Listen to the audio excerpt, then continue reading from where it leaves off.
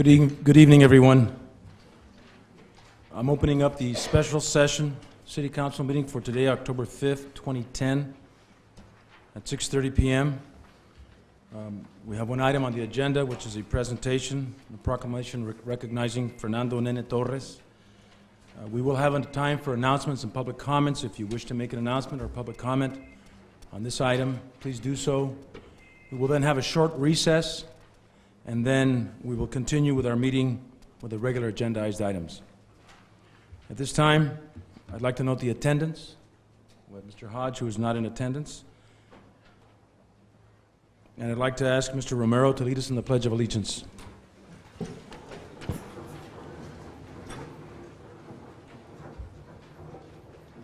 Ready, begin. I pledge allegiance to the flag of the United States of America and to the republic for which it stands, one nation, under God, indivisible, with liberty and justice for all.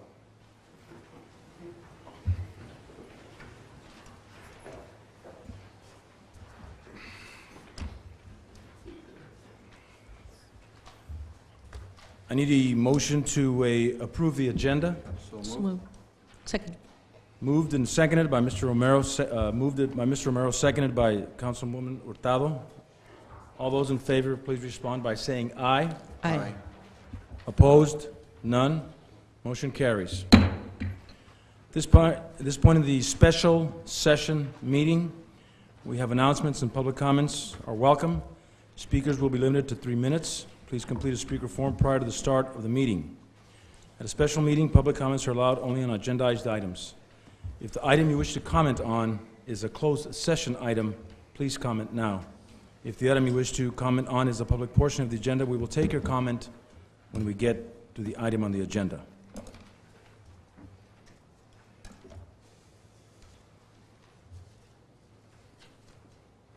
At this time, I'd like to move on with the regular agenda. We'll have a presentation, which is the proclamation recognizing Fernando Nene Torres. Down here.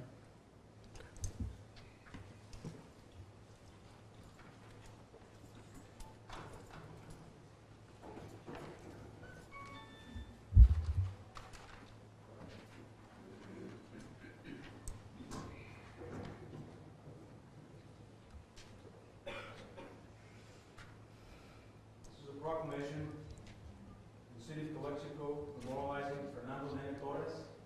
Whereas the Calexico City Council believes that it's important that we honor and acknowledge those people who contribute to the community welfare simply because they love the city. And whereas the passing of Fernando Nene Torres on October 3rd, 2010 has brought immense sorrow and loss to people throughout the community.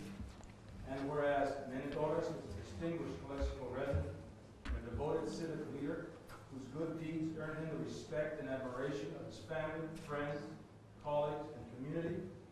And whereas, as a public-spirited person, Nene Torres served 2 terms on the Calexico City Council from 1980 to 84 and from 1984 to 88, as well as 2 terms as mayor of the city of Calexico.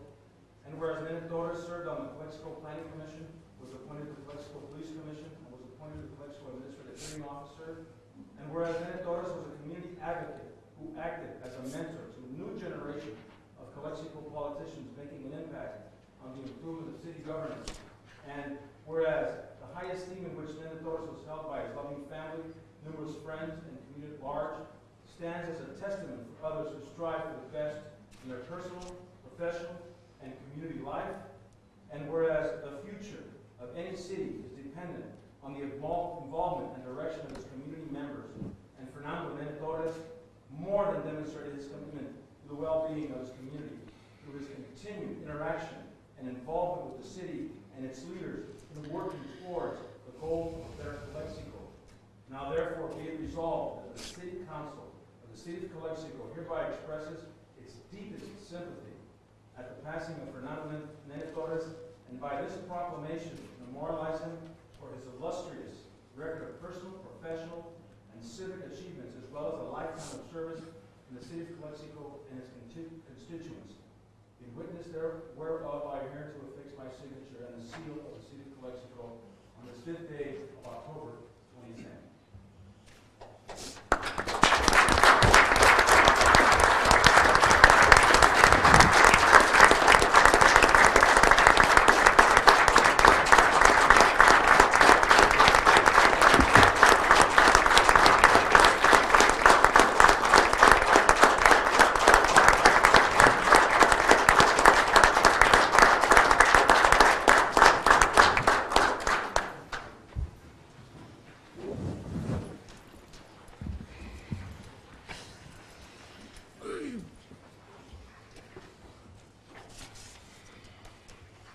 Good afternoon, ladies and gentlemen. It is with great sadness that I speak to you today on the life and times of one of Calexico's favorite sons, Fernando Nene Torres, who passed away on the morning of October 3rd, 2010. Nene, as he was known by all, was born in 1944 and is survived by his lovely wife of over 46 years, Loli Mercado Torres, and their children, Mike, Tina, John, and Steve, and their spouses. He also had many grandchildren and a great-grandchild who were a big part of his life. He always attended their athletic games or school programs with Loli by his side. A collector of classic automobiles and an owner of a construction company, Nene played many roles in his life as he was a former police officer in the city of Calexico. He was a councilman for 2 terms in the 80s, mayor twice, and a planning commissioner, as well as a current police commissioner, administrative hearing officer, and county planning commissioner and public advocate.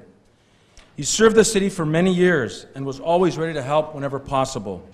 His service to the city should not be forgotten, but remembered, and that he set a standard by the rest of us to follow. Nene loved to be at many community functions and support nonprofit organizations. Nene used to hold court at McDonald's restaurant in the morning with his friends Bill Matus, Danny Raza Santillan, Blanca Lopez, Don Maher, Kike Legaspi, Jerry Grijalva, Jovin Diola, Richard Graham, among others who would listen to what he had to say. Sometimes they wouldn't agree, and 4-letter words would be shared, but it was all good. And I noticed that they all liked to give each other a hard time. But that was their way of letting you know that you were part of their circle. I'd walk in, and of course the conversation would change to whatever city or school information needed to be shared. I first got to meet Nene way back in the early 80s, when after the city council meetings, some of the members and staff would hang out at the Double M Pool Hall. He would also hold court there with Armando Zuniga and Oscar Rodriguez, among others. In between games of pool, I would chat with him, and he was always friendly, discussing whatever current city issue was at hand, and always had a good story to tell. His stories of the past seemed endless, and we always shared a good laugh. One thing was for sure, Nene always stood his ground and gave advice to many of us that either serve on commissions or get elected to public office. He made sure to ask for your opinion, and he would give you his, and he usually gave you his first. The important thing was that he was a good listener and an advocate for the people. Nene should be remembered as a kind and honest man who loved this town and would go to battle for it. He should be remembered as a great father, husband, grandfather, great-grandfather, uncle, brother, and friend to so many people. But more importantly, he should be remembered as a true, decent human being by the way he put many smiles on people's faces. And on behalf of the city of Calexico and myself, God bless you, Fernando Nene Torres. We will surely miss you. Mr. Romero, I believe you have some words. Yes, thank you, Mayor Moreno. Our Almighty decided that former mayor and former council member Fernando Nene Torres, husband to Loli Torres, father and grandfather to his family members, has fulfilled his work here with us. Sad truth for us is that Nene was summoned to continue his work at the highest level.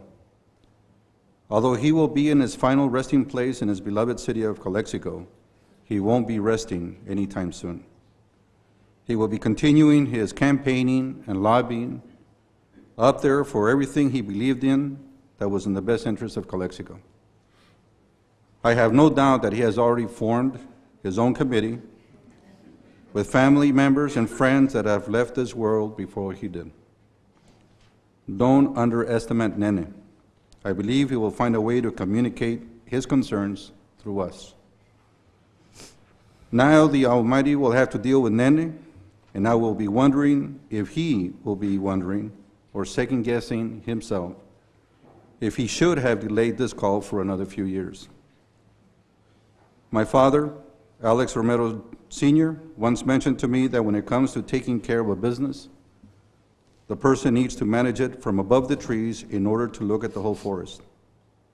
Nene was that person when it regarded Calexico and its future. Nene was godfather not only to those he baptized religiously, but he was godfather when it came to politics in Calexico, while still others referred to him as the sixth councilman. Nene was constantly involved because he loved Calexico, but probably more so because he kept getting pulled in by concerned citizens and others. It was amazing that when I had the opportunity to visit with him at his house or at a restaurant, he was constantly called on his cell phone or approached by people to get his opinion in regards to some city business. And I'm not excluding other former or current council members, city staff, including directors, and candidates for all types of government entities, from both that he supported and also from those he did not. When we met, he already had a list of those that had reached out to him. Since Nene was known as the godfather, I began referring to Loli as Nina. I was fortunate and blessed that Nene and Nina came into my life and that of my family. While Nene was viewed as a caretaker of Calexico, Nina was and continues to be the soul of how things would come. Rare is a person that becomes close to two brothers when they are not from one's own family. He was one. Too many years ago to mention, he first became close with my brother Alex Jr., whom he always referred to as Honest Alex, during their time as Pop Warner coaches, administrators, and volunteers. Though Nene and I had been acquaintances for many years, our friendship and between our families started just 2.5 years ago, relatively in a short period of time, evolved from acquaintances to my campaign manager, my mentor along with Nina as a member of the council, and then as friends. I know Alex respected the hell out of Nene, as did I. And actually, who didn't? If you didn't, then you really didn't get to know him, what he was really about. He and I were similar and we kidded about it. I told him the difference between he and I is that he spoke his mind without filtering, not with intent to hurt, but to send a message. His version of tough love. Well, from yours truly, my attempts have been to use as much diplomacy as possible. He laughed and he said it was true. Nene will be greatly missed, but definitely never forgotten. If there was ever a Mr. Calexico, he arguably would be at the top of that list. Thank you. Thank you, Mr. Romero. We'll take a short recess and reconvene at 10 minutes till.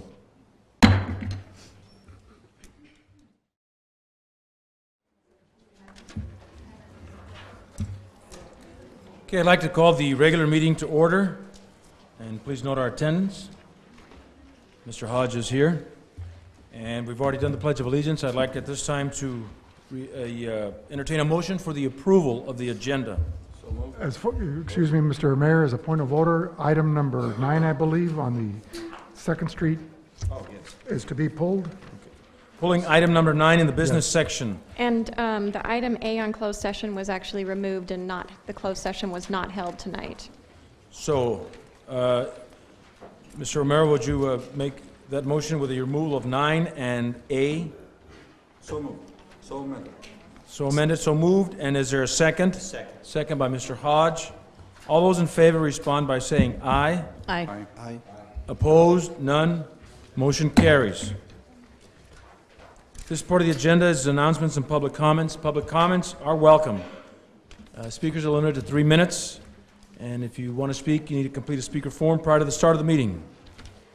And I've got 2 right here, and I believe one is an item that is not on the agenda. Ms. Rivera, is that correct? Okay. And this is your time now to come up and have 3 minutes to speak.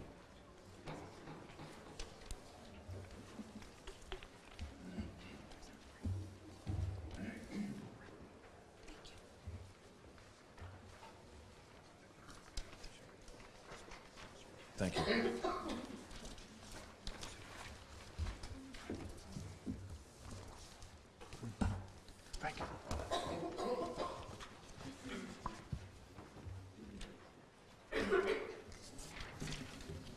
Good evening, ladies and gentlemen. My name is Amalia Rivera, and I reside at 1113 Edie Avenue here in Calexico.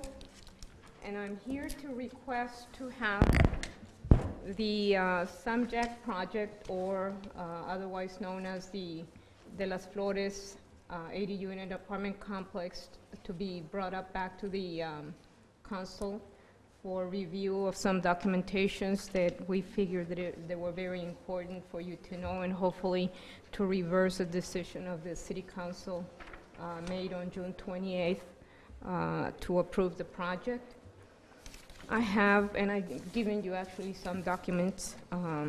Basically, the first part is that we're requesting to have that reopened because the development application and the Calexico, California Zoning Code of Ordinance, Title 17, Article 5, Section 17.01, 5.5, and Section 1701, 5.30, and Section 17.1, 01.320 indicated to start with that according to the zoning zone, when the application was actually submitted, there were some requirements that needed to be met in order for the project or the application to be processed. And at the actual time of the application, those requirements were not met. After reviewing the documents, you'll see that the planning director failed to follow the zoning requirements and approve Mr. Jack's application for the project, when in fact it should have been rejected because it didn't meet the requirements. One of them was that that Mr. Sam Jack was supposed to provide a statement indicating that the applicant is the owner of the owner of the property, or an authorized agent of the owner, which actually he never was either the owner or had site control at all. That means that the whole process to start with was illegal since the application was submitted back in February of 2009. I'm giving you a folder, and it provides the ordinance, the requirements. It has also included the application itself when the project was initiated in February of 2009. We have copies, or 3 copies of letters from the Unified School District, one dated February 13, 2009, addressed to Mr. Armando Villa. A second one dated February 16, 2010, addressed to Mr. Mark Vasquez, and the most recent one dated September 9th, 2010, addressed to Mr. Victor Carrillo. And hopefully, and I want to keep it on the record that the documents have been provided to you for your review, and hopefully we can bring this issue back and for the next agenda meeting, if it's possible. Okay, thank you. We'll provide direction to the staff. Okay. Thank you very much. Back at the next appropriate agenda. Try to bring it back at the next appropriate agenda. If it's not the next meeting, then maybe the next one. Thank you. Thank you, Ms. Rivera. Appreciate that.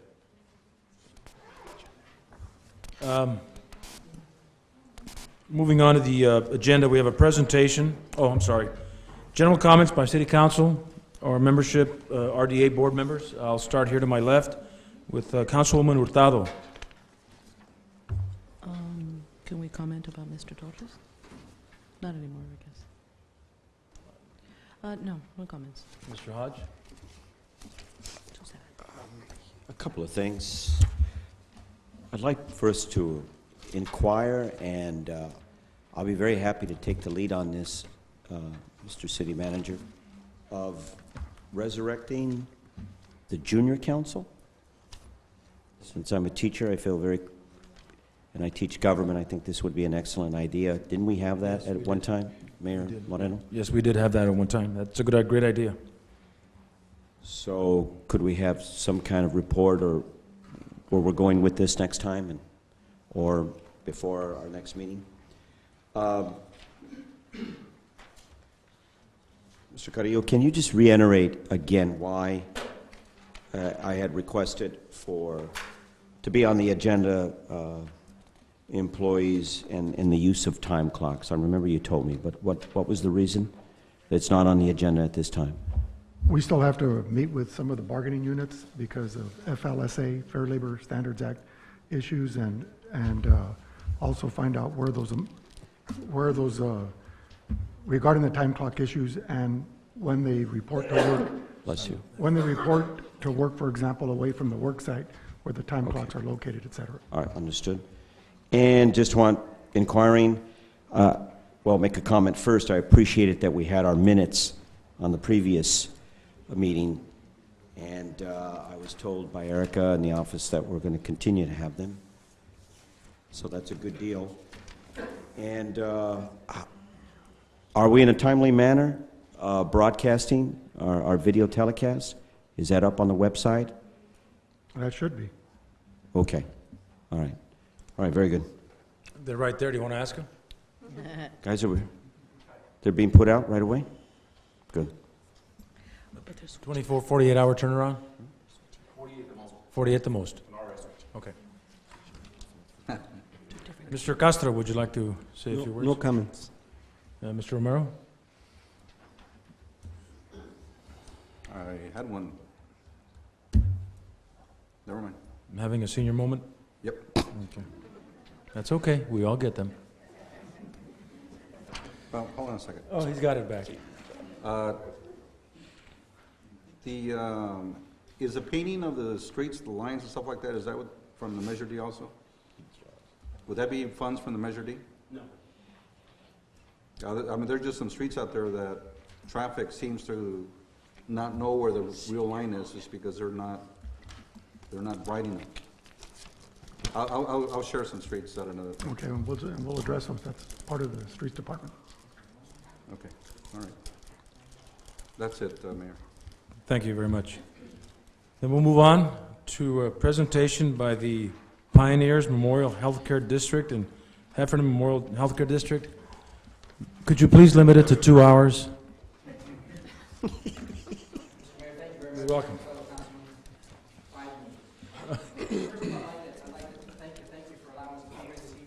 Could you speak from the microphone? Yes, sir. That way the video picks it up. Okay. We'd like to thank you all for allowing us to be here this evening. We're fortunate and we're anxious to move on with our project, as I'm sure you all are. We've been working on this project now for really a long time. Our relationship with the Heffernan Board goes back probably 7 years. And you may remember that it was a result of the partnership between Pioneers and the Heffernan Board that we actually initiated the first urgent care center about 7 years ago. And of course, that was also the first time that the building, I think, had been used in a substantial number of years. So we have a long relationship with them, and I, as an administrator, have been fortunate to have worked with both boards. And you know, it's always nice when you're able to come into community and help the community as both these boards have come together. Tonight we have several board members, and if I'd like to just take a few seconds to introduce them. We have Ms. Sylvia Bernal, who's the president of the Heffernan Board. We have Rosie Fernandez, who's the vice president. We have Maria Camacho, who's the treasurer, and Gloria Giralva, who's the member. And also I'd like to introduce a couple of representatives from my board. We have Ms. Katie Santillan and Mr. Marcos Tapia, who are members of the board. And it's actually these group of individuals that have come together, and staff, you know, they say, well, as some of us know as staff, you know, our job is to fulfill the obligations that the policymakers place upon us. So this joint venture is a result of both boards coming together and working together. So just a few seconds, we have finally been able to get the presentation put together, so we'll walk through it. I think all of you have a copy of this. But this is just a little bit of an outline to show you what got us here today and the process that was used. The Heffernan Memorial Healthcare District Board, we'll take the first slide, I'm sorry. The second slide, go ahead more. That's we'll go to the next one. I'm sorry, there we are. The Heffernan Memorial Healthcare District Board identified the need for around-the-clock urgent care center in Calexico. As you all know, there's currently an urgent care center which has resulted once again from the cooperation of both boards several years ago. Currently they run 16 hours on weekdays and 12 hours on weekends. Several months ago, the Heffernan Board issued a proposal for request. There were three three organizations that responded to that request. It was a Central Regional Medical Center, Pioneers Memorial Healthcare District, and Clínicas de Salud. Through a very competitive process, and I remember it well because I was in several meetings that we had to discuss the project with us. They picked Pioneers as their partner in the project. The location of the site, and actually we'll have multiple locations. They did a real nice rendering. The next slide, please, of the location. Of course, the location is the current hospital. I think some of you have noticed there's some renovation going on there now, which our current landlord, Dr. Kalada, is working on. We intend to be there for at least the next year. I think, as many of you may know, our intention is to move the urgent care center along with several other healthcare facilities to actually the lot there in front of the theater, and we're anticipating that I think we're in the process of completing the selling of the land. Mr. Warren Owens will be our developer there, and of course Pioneers and Heffernan will have the urgent care center there along with other healthcare facilities. And we anticipate that we'll be there probably by April or May of next year. In terms of the urgent care center, it will be open. If you'll do the next slide for me, please. The urgent care center will be open 24 hours a day and will be expanded to rather than 16. It'll be open 7 days per week on a 24-hour basis, and it'll be staffed during the evening hours with a primary care physician. So you will have a physician there every night of the evening, and that certainly is a big advantage to the community. Generally, in terms of urgent care, and California is an interesting state. Actually, in California, it's one of several states, I guess, but an urgent care center is really more like a physician office practice, if you will. But we will be providing general primary care, immunizations, and of course physicals. There will be radiology provided as well. We'll be able to do simple fractures, laceration repairs, intravenous hydration, EKGs with remote evaluation, limited point of care laboratory testing, and when appropriate, of course, care point medication dispensing through initial diagnosis. And of course, all these services will be available 24 hours a day, 7 days a week. I think the only 2 days that we're closed is we close on New Year's and Christmas Eve. I think those are the days that we close. Other than that, it'll be open. And then if the next slide, please. In terms of the collaboration, we of course, Pioneers will be operating the center along with, as you may know, we have the current center, so we're expanding the hours because of our relationship with Heffernan. Heffernan's district will make a subsidy payment to PMHD to minimize the losses on the after-hour operations. We forecast that this will be necessary because of the low patient volumes, and until we really get a handle on what exactly the volumes will be like. The subsidy patient, the contract is written in such a way where so as the volumes increase and the losses are minimized, that there is an opportunity for us to reduce the subsidy from Heffernan. And then, of course, in the event the extended hours of operation is profitable, then both of us will share in the profits equally. There's also the opportunity, because of the way we're structured, that the urgent care center will actually fall under and be a part of a rural health care center. And the reimbursements are a little bit different for a rural health care center, so that should be advantageous to both PMH and Heffernan Board. The next slide, please. Pioneers will be working to contract with physicians or a medical group for the extended hours. We're currently today, as we speak, searching for the physicians that will be needed to staff the project. And of course, we'll be discussing the ways to market the 24-hour. That's part of our obligation as well as Heffernan, is how do we market this to the community. We have some experience in this, in that we both did it together in the past, and many of those services in terms of senior care centers, schools. I think when we first started out, we did a really great job of marketing, and we intend to use that same marketing approach for the extended hours. And of course, we're scheduled to open no later than January of 2011 for the full services. Needless to say, we're open every day now for the 12 and 16 hours that we currently have. And I think we're all really happy that this is finally coming to fruition, and I think we're all excited about the opportunity of providing the services to Calexico. And I think that both boards, having met with them for now over 10 years that I've been here in the community, I will tell you that I really feel that both boards are committed to expanding healthcare services in the community, and I think that they're really sincere about their efforts to try to make this a better place healthcare-wise. Well, I applaud your efforts with pioneers in our Heffernan Memorial District. This is a good thing for the city of Calexico that we have this urgent care center open 24 hours a day. I know a lot of hard work has been done by both pioneers and Heffernan, and I know that Mr. Castro and Mr. Romero also may have had a hand in moving this along. Exactly. And in lieu of having to transport to El Centro, would we be able to take care of it here, in other words? Well, you know, one of the dilemmas that we had when we first opened up the urgent care was, you know, how do you define and what can you do, the scope of services. You know, I still believe, and I have to applaud Heffernan because I think you know as well as I do that they've invested substantially in the emergent system. And I think that the emergent system is still the foundation for how we treat emergency situations. We have found, and I will tell you that pioneers, and I think both El Centro will tell you the same thing, probably about 80% of what we see in our emergency rooms could be classified as urgent care, which means that it could be treated in this kind of environment. Okay. So I think what you're going to find as time goes on, as families become educated in how to use the system appropriately, what you're going to find is better care at a more reasonable price that people have accessibility to.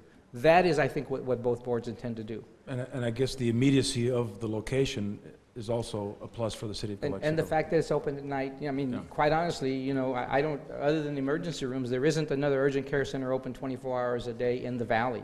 Mm-hmm. So this will be the only urgent care center actually in the valley that'll be open 24 hours a day.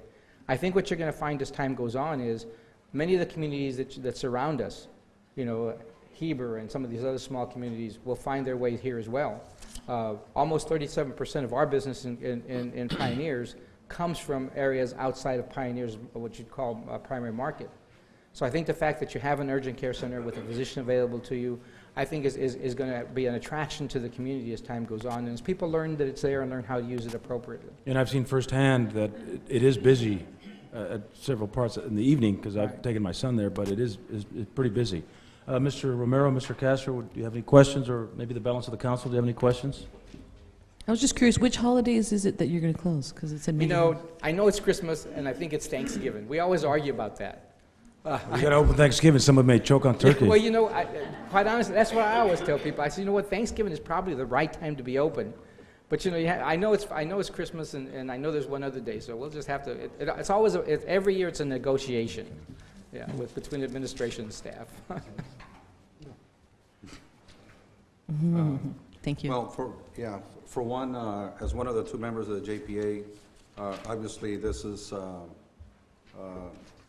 another measure how the Heffernan Memorial is trying to do something for the community, and putting this thing together with pioneers. It's obviously it's just for the best for everybody around here. So, thank you very much for not only listening but actually making it happen. Well, and I appreciate that. You know, I apologize. You know, it's been such a long endeavor, if you will, throughout this whole history. But certainly some of the board, some of the council members have been very involved in the process, and the city council has certainly, always been supportive of the process, as well as the chief officer over here. So I appreciate very much all your help. Thank you. Thank you.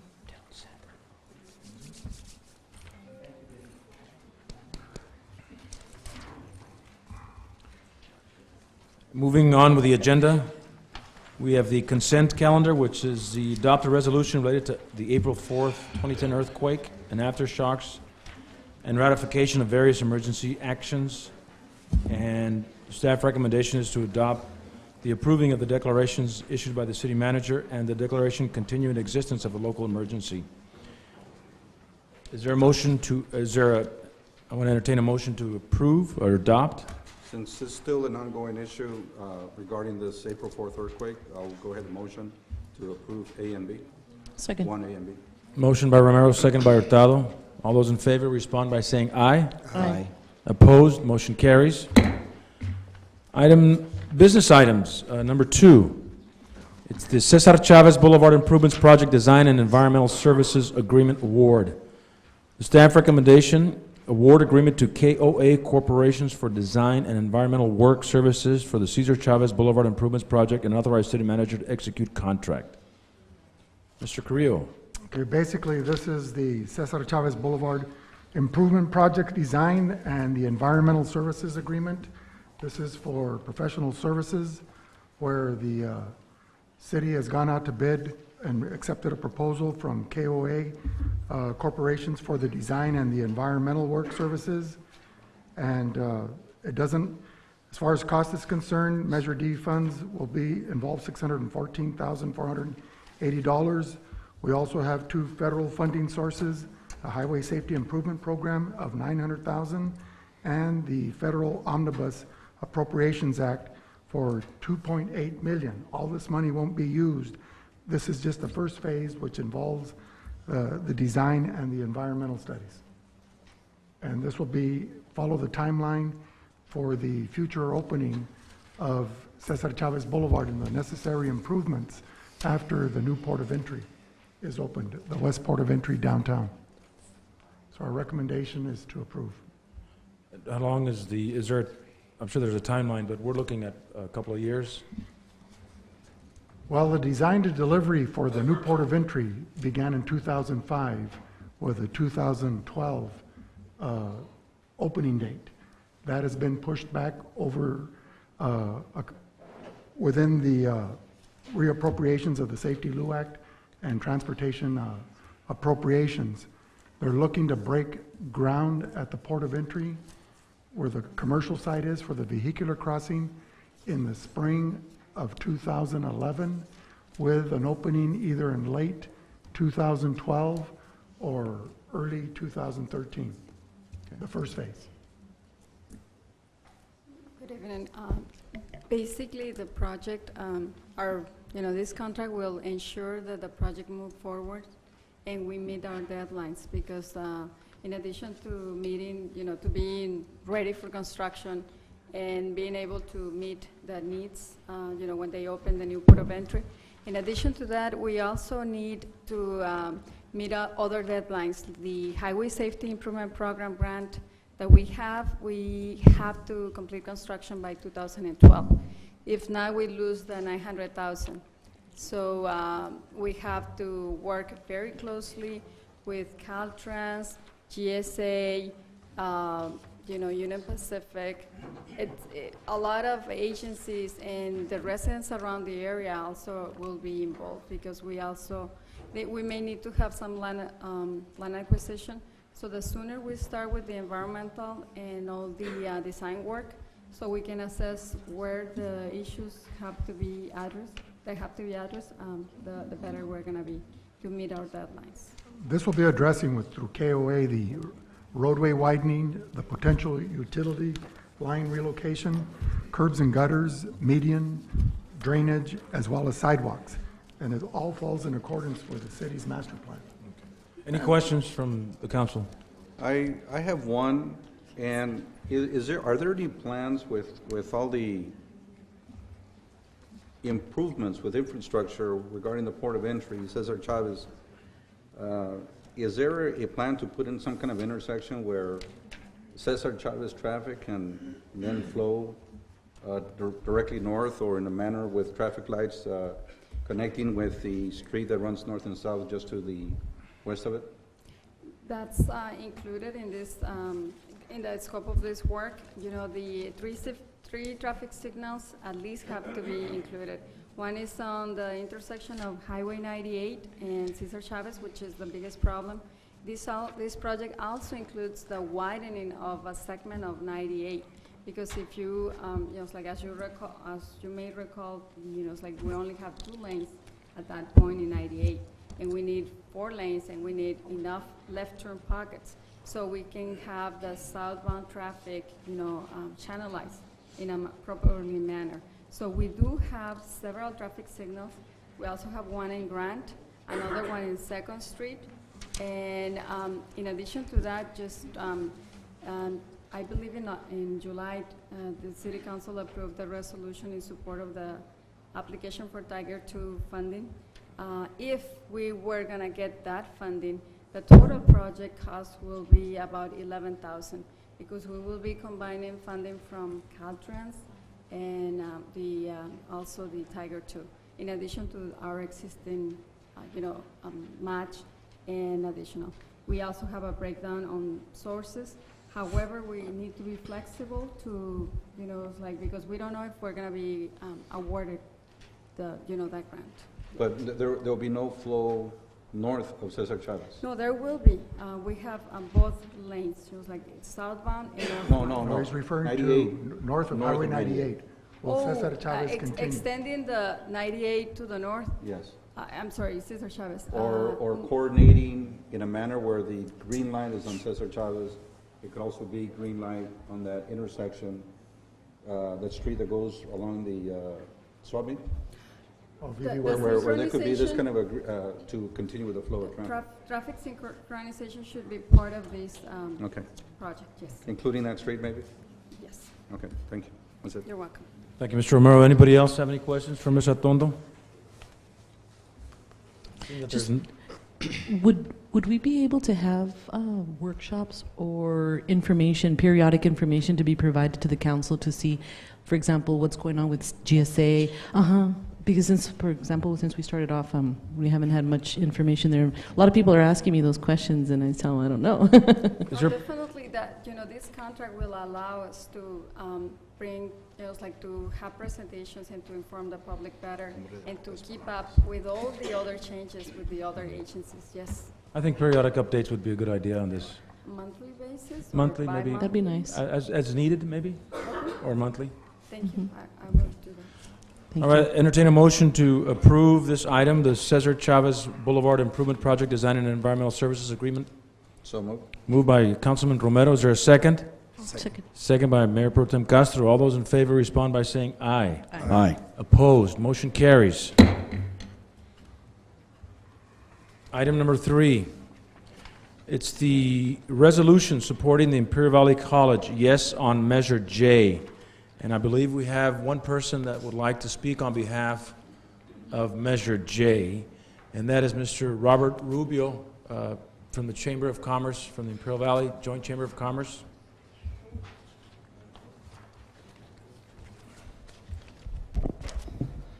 Good evening, Mayor and members of the council. My name is Robert Rubio, and I reside at 1125 Paseo Camino Real here in Calexico. And I am here in support of Measure J, and basically I came here to ask you to please support this measure and to adopt this resolution.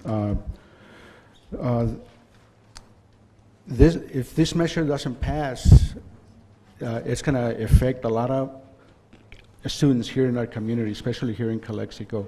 I know this measure is countywide, not just here. So that's one of the reasons why I'm asking you, elected officials, and the general public as well, to support and endorse this great measure. We need to educate our community and let them know that this is not a measure that is going to raise taxes. There's no doubt in my mind that if this measure passes, it will result in quality jobs and high level of education for our students here. So if anyone has any questions regarding this measure, please don't hesitate to contact me. You can search my information through the Calexico Chamber of Commerce or the Imperial Valley Joint Chambers of Commerce as well. So, Mayor and members of the council, and to all here present, thank you for your time. I don't want to take more of your time, but any questions? You said that it would not raise taxes? No. That's what was confusing. What this measure is going to do is going to piggyback from a measure that IVC already has. Was it Measure L? Measure L. So Okay. what's going to happen is it's pretty much every homeowner in the valley pays an average about $25 a year for this measure. And what this measure J is going to do is it's going to piggyback on it, and it's just going to keep it going.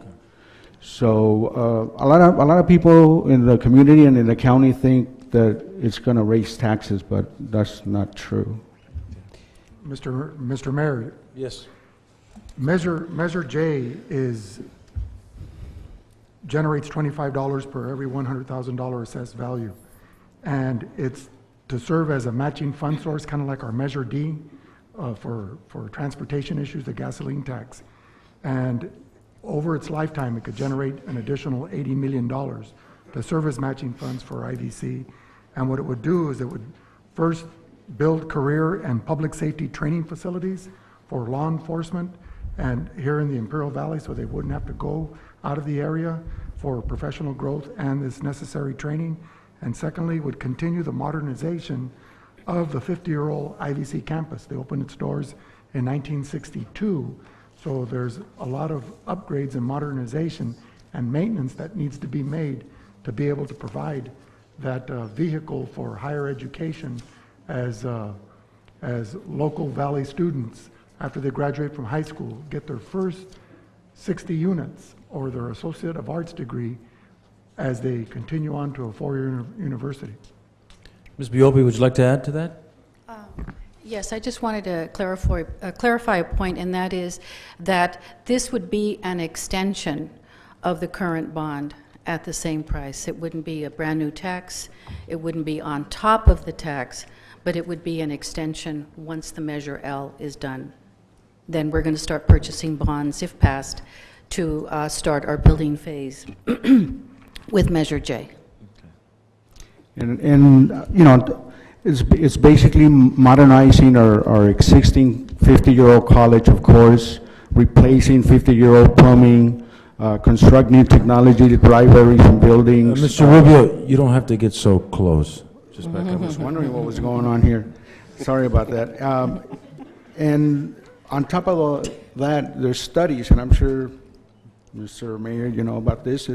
It shows that our students learn better when they have a nicer school, right? Right. So, Thank you. Mr. Rubio, yes, sir. I read and reread this fact sheet, and yes, there seems to be some very important areas here that we need to improve upon, but it bothers me that I really don't see as priorities, is at least what's on the fact sheet, the increase as a high priority of classrooms. It does mention one area. The overwhelming thrust here seems to be of new facilities, and in areas like library building and career technical training facility, which probably out in Wind Zero will probably substitute for that. And it bothers me. So can you defend this? Are we going to have lots of classrooms? Because this seems to be the problem at IVC for a very long time. Not enough classrooms, existing classrooms, and not enough teachers. To me, I believe that that's the highest priority. I mean, this is important, but an immediate and high priority is more and more classrooms, not so much brand new libraries, although they're important, but classrooms with more teachers in them. Ms. Biopi, can you address that? Yes. This is definitely our first priority, is our career technical building, and that will house all of our welding, auto repair, construction, electrical, and solar energy programs. If any of you have been to IVC, you will note that our career technical buildings right now are basically corrugated classrooms where we have classrooms within classrooms within classrooms, which does not do very well for the teaching environment. So definitely our first phase is career technical classrooms, and it's all in the applied sciences in addition to the post-academy, the EMS, and the paramedic program. These three programs, by the way, the last three programs I mentioned, are extremely popular and very valuable in Imperial County. We have one of the best paramedic programs in the state, and have even are in the process of receiving national recognition. A lot of it has to do with the caliber of instructors that we have and the quality of students that we teach. And most of the paramedics, if not all of the paramedics in Imperial County, have been trained through our paramedic program in Imperial Valley. I might add that one may think that the library we have, current library we have is sufficient. I've walked through the library just last week, and it is jam-packed with students. we don't have space. We have students waiting to get into the library just to use our computers so they can do some of their lab work and some of their homework and some of the research there.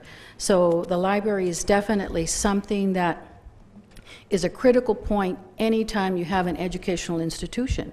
If you don't have sufficient library resources, then you are not providing a sufficient amount of resources for the students to do the research that they need to do in order to get their education. And there is no more, the funding that we get from the state barely pays for salaries and maintaining the building, but we need to improve it, and if we keep falling behind, it's just not going to get any better.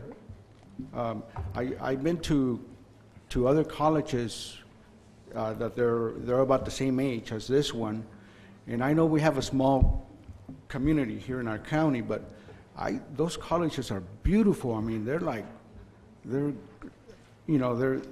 you feel proud when you walk in there. You feel good about it, and I think our students here in the Imperial Valley deserve that. Okay. Thank you, Mr. Rubio. Thank you, Ms. Biopi. Is there a motion on the floor to support Measure J for the IVC modernization? So moved. So moved by Mr. Romero. Is there a second? Second. Second by Mayor Pro Tem Castro. All those in favor respond by saying aye. Aye. Aye. Opposed? Abstain.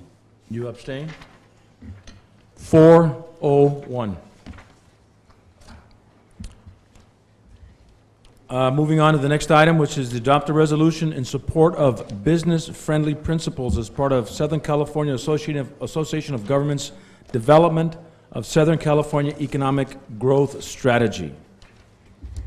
Mr. Mayor, this and Honorable City Council, SCAG is called the Southern California Association of Governments. It's made up of 6 counties in Southern California, excluding San Diego County. They have their own association of governments known as SANDAG. In the 6 counties, with Ventura being the northernmost county, Los Angeles County, San Bernardino, Riverside, Orange County, and Imperial County, there's 21 million people that live in those 6 counties. Almost 2/3 of the state population lives in Southern California. And the purpose is to plan a road to recovery with the governor-elect after the November election, state leaders, business leaders, as well as SCAG membership. And it's to share with the governor-elect that Southern California communities are committed to working together with the state to keep businesses within California and not over-regulate and force those businesses to go out of state. And it's also, this purpose is to find ways to reduce or remove any economic impediments to economic growth. And so SCAG is asking for your support. I think this is a great opportunity for us to show the support about the economic development as principle one, as a priority. And this is part of a bigger process. And like Woodrow Wilson said, the business of America is business. So I think we should move forward on this. Any motion or any discussion? It's good. So moved. Moved by Mr. Romero. Is there a second? Second. Second by Mr. Castro. All those in favor respond by saying aye. Aye. Opposed? None. Motion carries. Item number 5, adopt a resolution acknowledging and congratulating Heffernan Memorial Healthcare District and Pioneers Memorial Healthcare District for partnering to provide a 24-hour urgent care service in the city of Calexico. We just saw the presentation. Is there a motion to approve? So moved.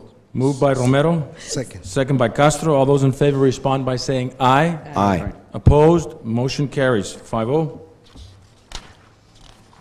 Adopt a resolution in support of Proposition 22, the Local Taxpayer Public Safety and Transportation Protection Act of 2010. Basically, I requested this one so that our state wouldn't raid our money coffers.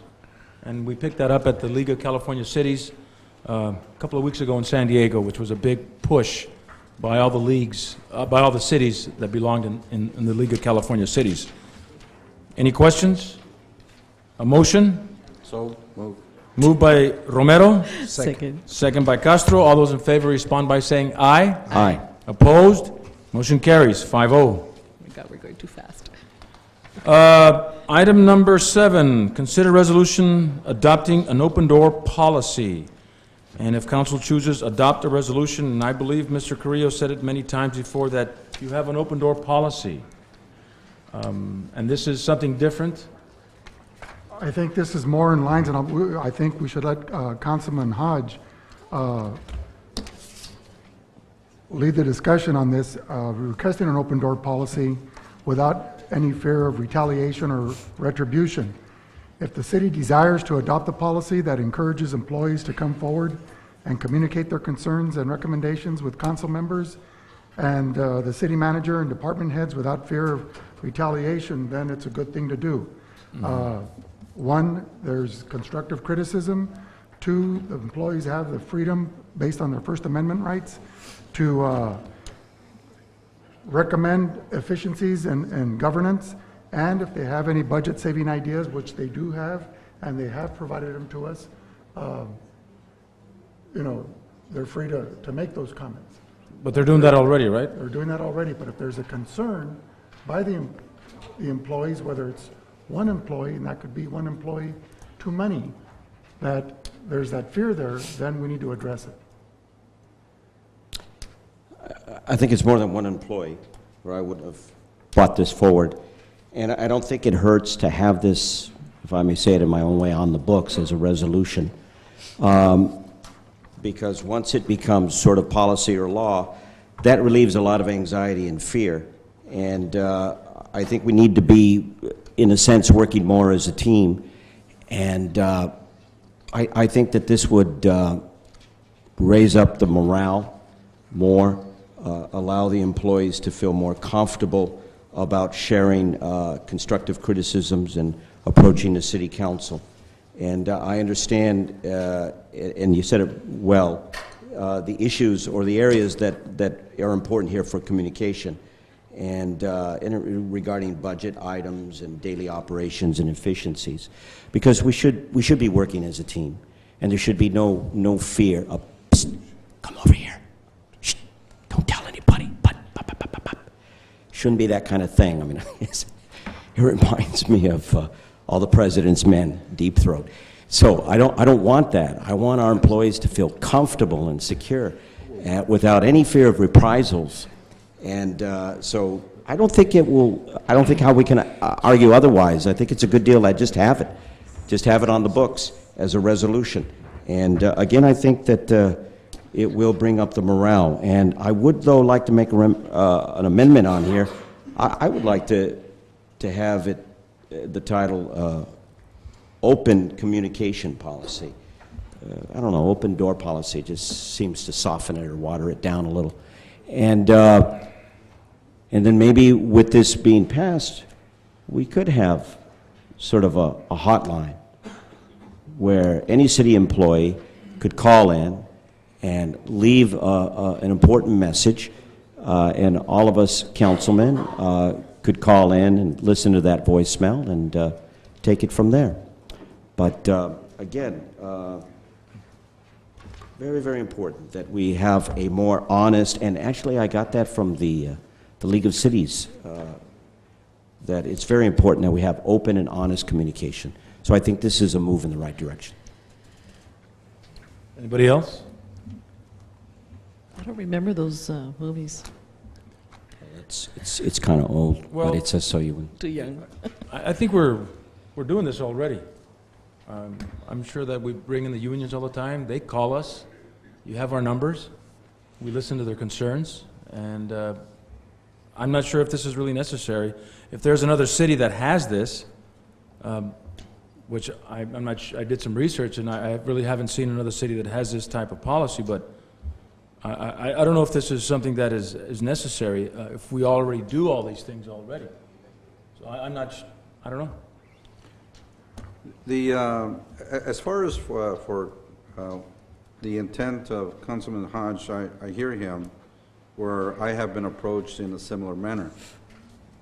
This quiet speaking and where they fear some kind of retribution from somebody else. But one of the things is that I would rather table this thing. This would be my recommendation, is to really table this thing until the language in this resolution is much more directed to his intent. I have concerns in the language that it's in, that it could bring the council into liability issues. And from reading this thing, I would still would like to see it a little bit more limited to where that it's clear that they can talk to us if they have concerns, even with issues with between the city and the unions.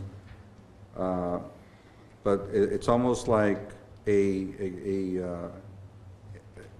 caution of not directing other issues that could be sensitive in nature that should be kept within, you might say, the city hall walls, because of, well, again, potential liability issues. Well, I applaud his efforts, and I believe open and honest communication is important. But when I hear the word retaliation, I mean, I know their personnel issues.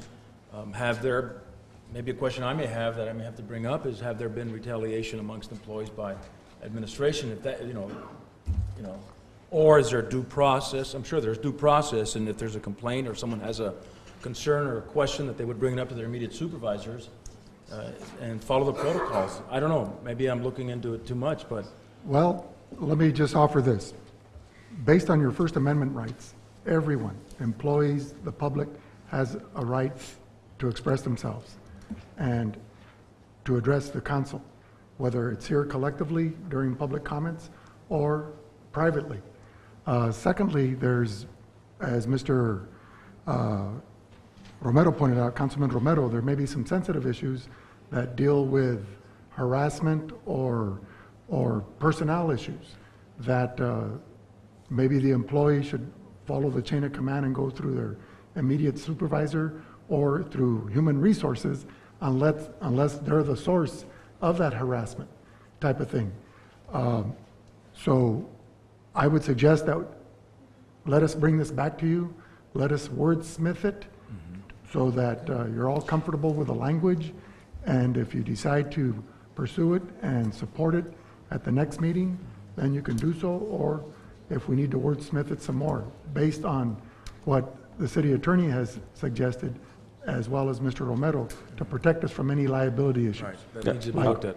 What did you find out, and when did you find out, and if you didn't do anything about it, if you were to adopt this policy, by reporting it, an employee may have some issue with that. So let us strengthen it. And I think we take a look at the labor codes that are also involved in some of the things that Mr. Romero mentioned. Because employees can file a grievance through their MOUs, there's language, et cetera.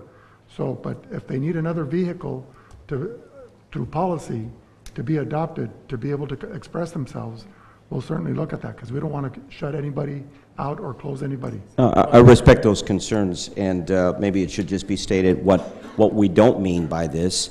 But the intent here, I mean, I like the idea of what it says about daily operations.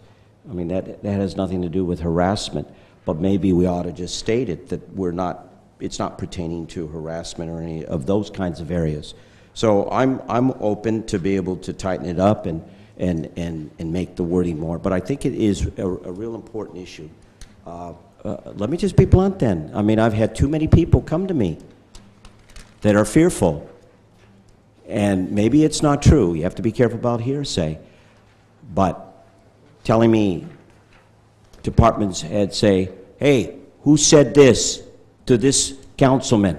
I want to know. I mean, if that's true, it doesn't belong here.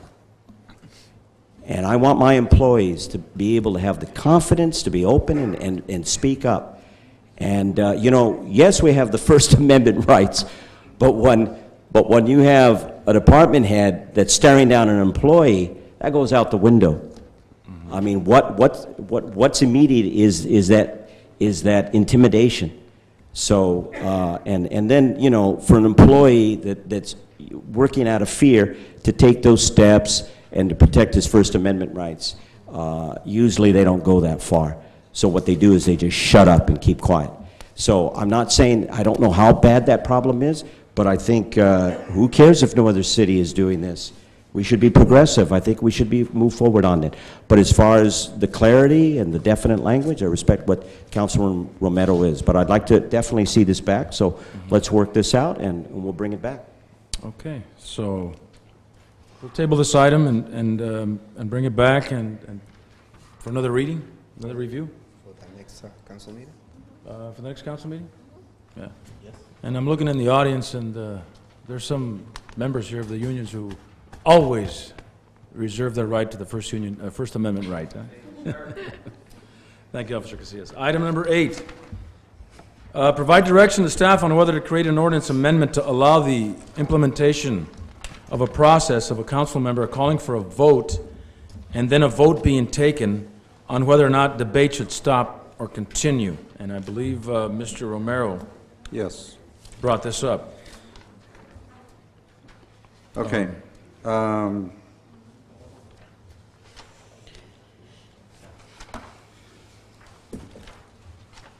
Let me see here. To this comment. You want me to lead in? Yeah, go ahead. I'm trying to. Okay, in essence, this was brought up after you attended a League of Cities, California League of Cities conference in San Diego relating to speaking rights of council members. And Calexico Municipal Code 204110 and presiding officer of the Calexico Municipal Code 2.04080 refer to that. And Councilman Romero was requesting clarification on the procedures of calling for the vote when a motion is made during a council meeting and discussion has begun. And in the past, there was that tendency possibly to cut debate and call for the question. And typically, the Robert Rules of Order allow for the motion maker to call for the question, but and have the vote taken, but if as a courtesy. But our Calexico Municipal Code has priority or preference over the Robert Rules of Order.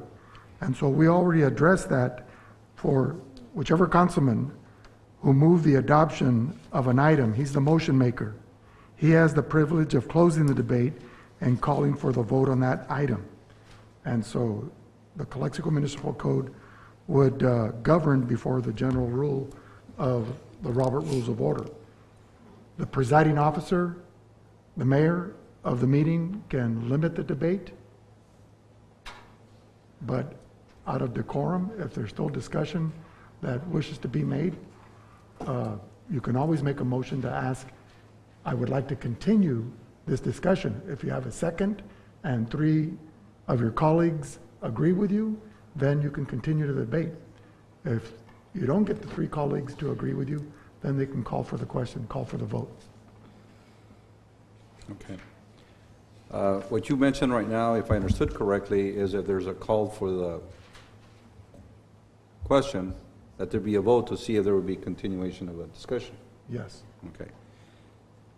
Where my purpose is that in the discussion, the description of the agenda report reflects mayor set limits on council debate of a matter and allows a CCM city council member who moved for the adoption of an item, the original motion maker, to have the privilege of closing the debate and calling for the vote on the item.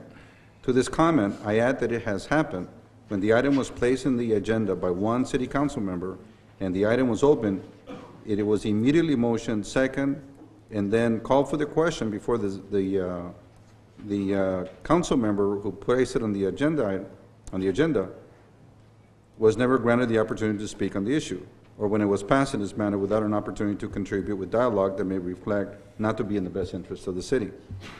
Now, it is one thing for one council member to be informed by no less than the majority of the city council, a sense of democracy, to close a debate by being told that debate is closed.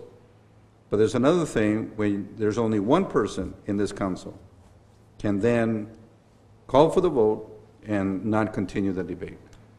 Again, this is for what I believe is in the best interest of the city, is that when there is a call for the vote or a call for the question, that there be a vote on that, and then if it's passed, then you vote on the issue. If it doesn't pass, then the debate continues, because you're really going to question why there was a call for the vote. Now, this was something also that was brought up at the League of California Cities General Session. And to me, there isn't a more democratic process than going through this motion. There was a comment at the last meeting, if I wanted more bureaucracy, another layer on top of what we already go through, and the answer was no.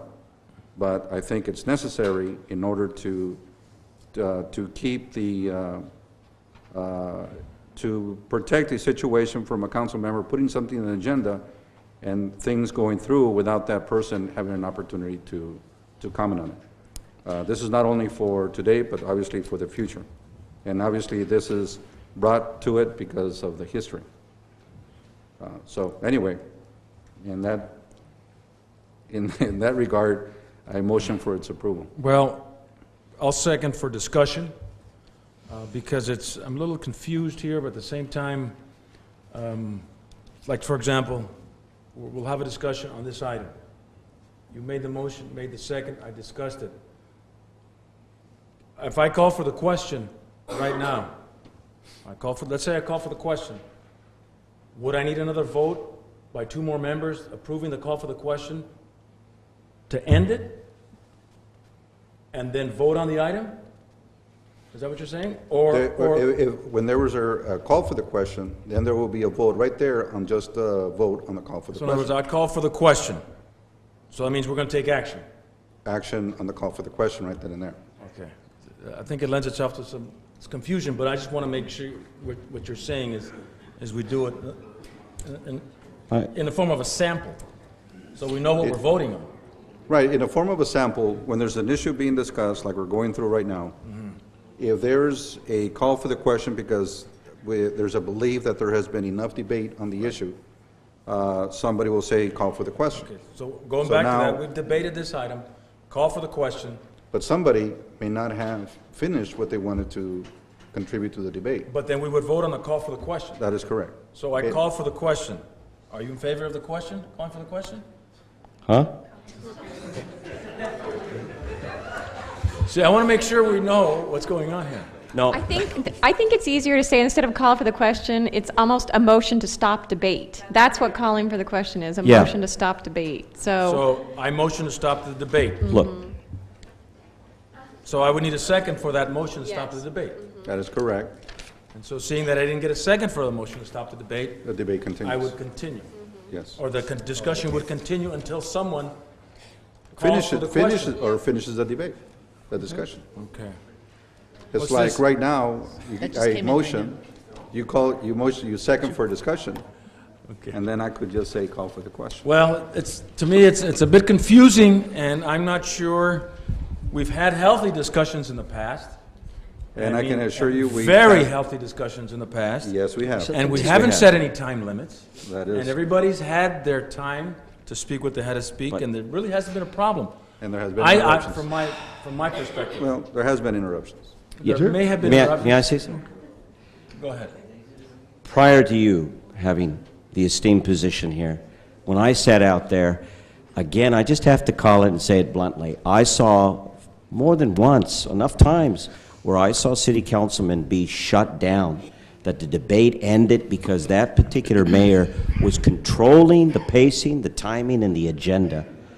And Mayor Moreno, you have done an excellent job, but it's like the open door policy.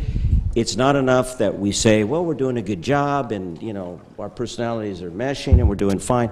We need these sort of things in ordinance. We need them on paper, so that it doesn't happen arbitrarily. And I think that's what Councilman Romero is going at, so that all city councilmen have an equal voice.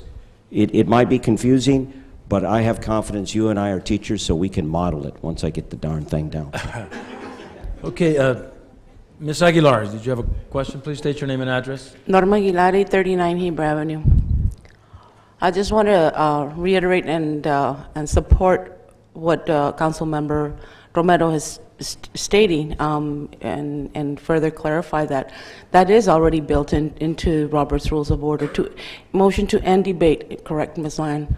And that's the correct terminology. It's not call for the question. And you would vote on that, and then it goes it goes yes, aye, or nay. Point of further clarification is that if you want to give an opportunity for there to be healthy discussion, as you mentioned, you can set a certain policy of saying X amount of times the members can speak and a certain amount of limit, and that would certainly limit the length of time that you spend discussing an item. But definitely, he has a strong point and valid point that is established in Robert's Rules. And people are not on the council are not aware of the Robert's Rules of Orders, then it may be a refresher course should be in order. Thank you. Thank you, Ms. Aguilar. Point well taken. May I motion to end debate? Second. Wait a minute, it's not in policy yet. You got to vote on it first. Yes. Is there a motion to approve this item, which is the... There was already a motion and you seconded for That's discussion. right, I did send it for discussion, I'm sorry. Do you want to call for the question? I'll Since it's call your for item? the question. Call for for the the last question. time. All those in favor respond by saying aye. Aye. Aye. Opposed? Motion carries. Now let's practice it on the next item, okay? Well, we don't have any other items of action, maybe? Well, let's see. Number 10. Item No. number 9 has been removed, Yes. and I have a resignation of Beautification Commissioner Cassandra Valenzuela and appointment of replacement Beautification Commissioner by Councilman Bill Hodge. Okay, it's with pleasure that I would like to appoint as a replacement to the Beautification Commission, Jose Angel Esparza. He regrets that he can't be here, but he had a prior commitment. Okay. So, There you go. Thank you. Next item, which is the acknowledged receipt of 2010 local agency biennial notice on September 29, 2010. No action needed. Any questions? Nope. No questions. Moving on to item number 12. This is a ratification of agreement signed by City Manager with Cora Construction Incorporated for construction services to repair a 10 million gallon a day clarifier at the water treatment plant, damage caused by the April 4, 2010 earthquake. Okay, this is ratification of that agreement. The fiscal source is FEMA and water operations for $758,000. As far as the background is concerned, this was the 80-foot diameter that was damaged and taken out of service. A smaller secondary clarifier, which was not operating at the time of the earthquake and not damaged, was put into service. It had a capacity of 5 million gallons daily, which was half the typical demand during the summer, which could increase up to 9 million gallons of daily use.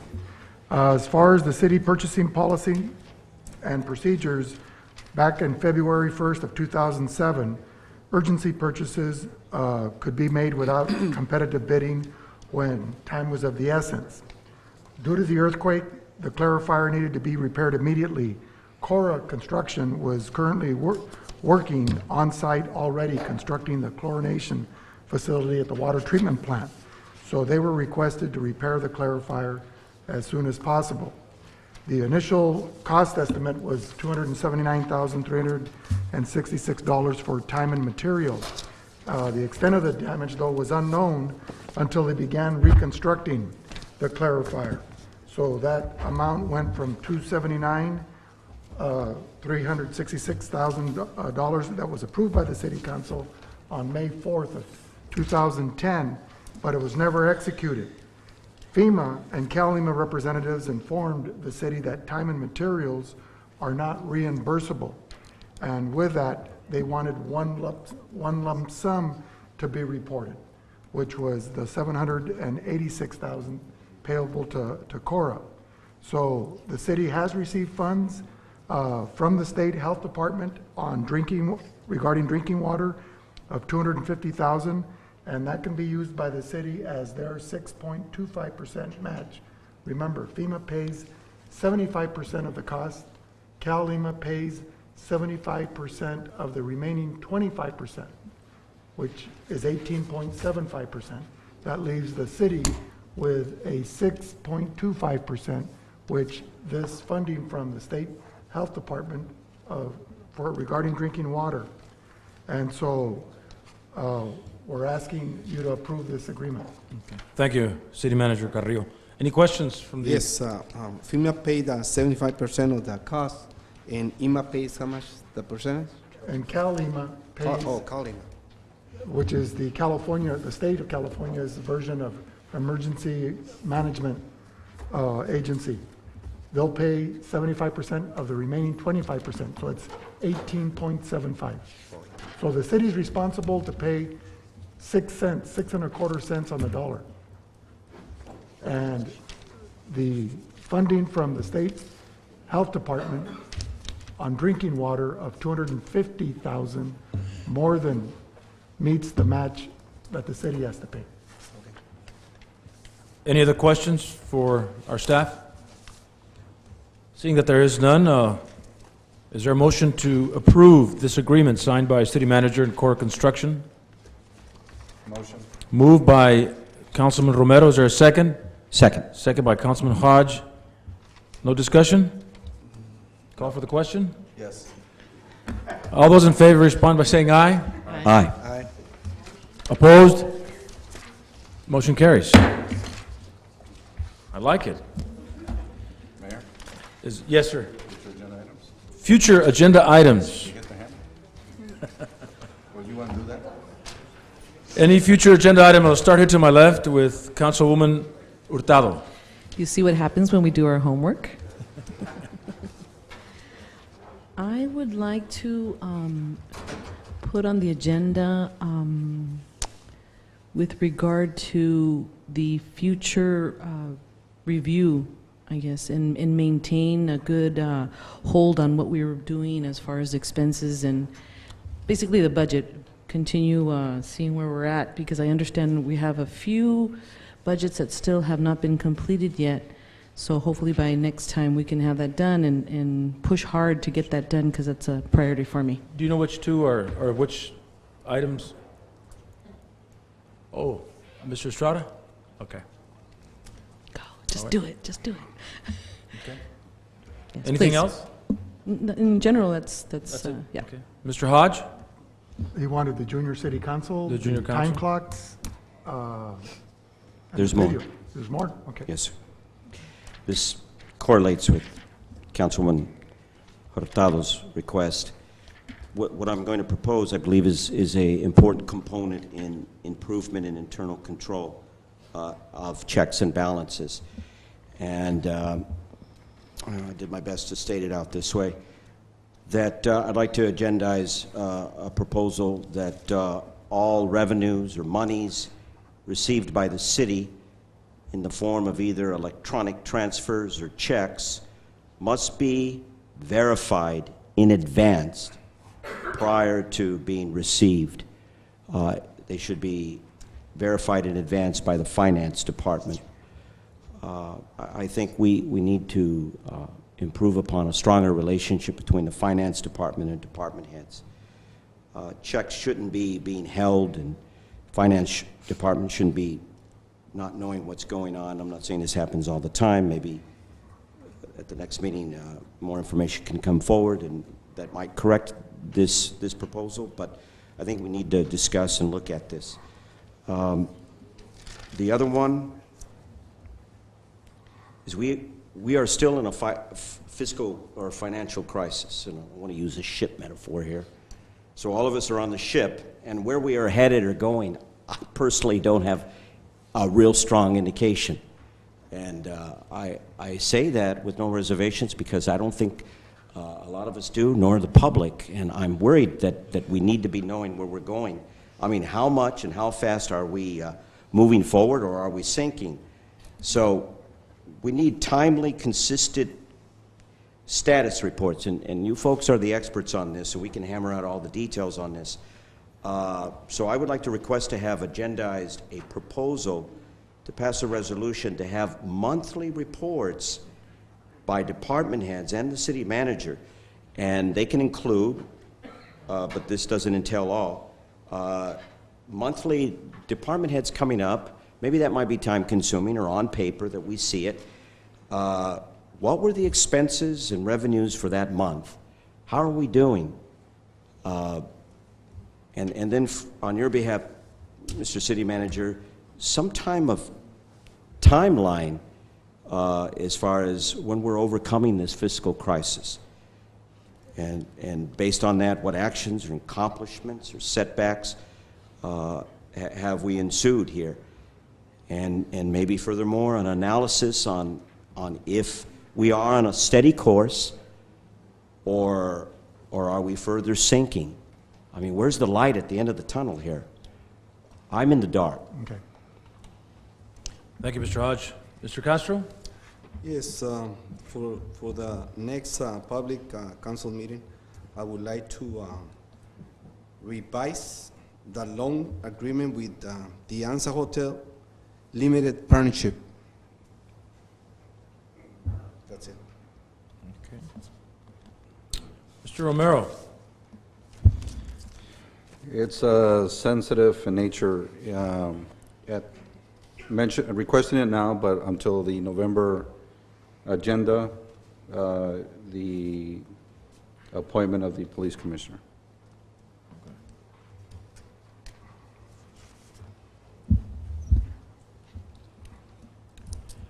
All right.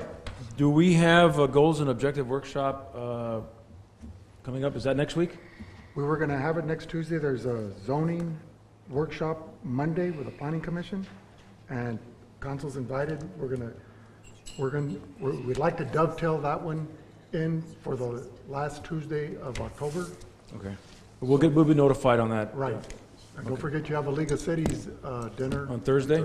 Thursday the 14th. Right. Okay.